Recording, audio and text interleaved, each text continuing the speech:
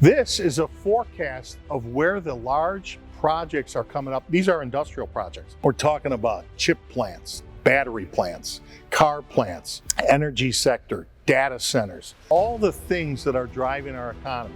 Some of them are going to be new to your area, and some of those are going to be what we would say the traditional work that our contractors have been already doing. But we're seeing an electronic vehicle explosion across this country, along with infrastructure spending in every province in this country and in every state. No area is immune to large-scale projects. Yeah, some have more than others, but these projects are projects of significance. In Texas, for example, Texas Instrument, $30 billion semiconductor chip plant. A Tesla factory we just completed in Austin. I know there was about 400 ironworkers setting the structural steel on that project. Samsung says that they'll build a $17 billion chip factory. With this chip shortage worldwide and the U.S. government fostering more chip production, we're seeing opportunities throughout North America. Blue Oval, Ford F-150 is going to build an electronic pickup truck in Memphis, Tennessee. Our current membership is somewhere around 150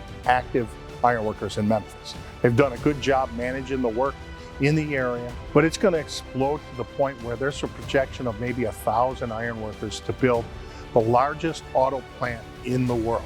We're going to have to organize members, $2.3 billion just for the battery plant. I want to go back to the Blue Oval project. It's an assembly plant, a stamping plant, a battery plant, and oh, by the way, they need another battery plant, and so they're going to go outside the area and generate a battery plant just to keep with the capacity of the production they're doing on this project. And then just across the river in eastern Arkansas, there's going to be 2 steel mills being built.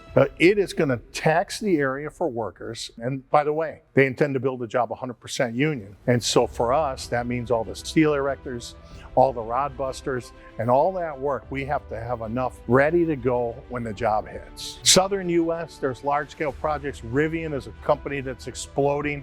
They're building in central Illinois. I know they intend to build in Georgia. Central North Carolina is becoming home to that new company, Lithau. There's a $3 billion U.S. steel plant being projected in Osceola. The steel industry is coming back in this country, and many of our contractors are being invited to bid on the steel erection and the reinforcing. Nucor is going to build in West Virginia, and I know that we already got the reinforcing, and we're having our contractors bid the steel erection as we speak. The Gateway Tunnel's been a long talked about project. It's the tunnel between New Jersey and New York. It's a large scale project where the money became available now through the infrastructure bill. They proposed a $1.7 billion dry dock to improve the Portsmouth Naval Yard facility. These are all existing infrastructure programs that are looking to be ramped up, and we're going to have the ironworker workforce ready to go. In Southwest, in Arizona, we've seen an explosion. The Intel plant, this Coreplex is a lithium-ion battery facility. New Mexico plans $3.5 billion expansion in Rio Rancho. Netflix is going to build their movie studio.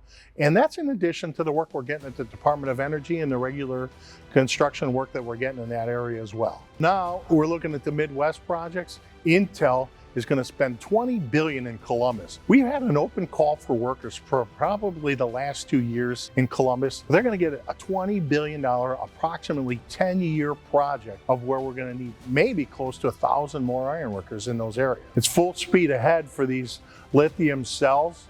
And you're seeing these battery plants, it's just, the growth is exponential. It's not like anything we've seen in a while. BHP has approved an investment at Jansen Stage potash project in Canada. Canada's going to get the same amount of large industrial scale work as the US. BWXT in Peterborough is going to spend $50 million contract on a nuclear station.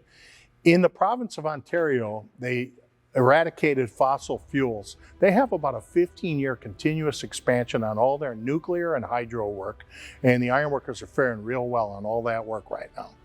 McDermott wins a contract for the LNG export facility in British Columbia. We're seeing East and West Coast liquefied natural gas export facilities that are generating gobs of work.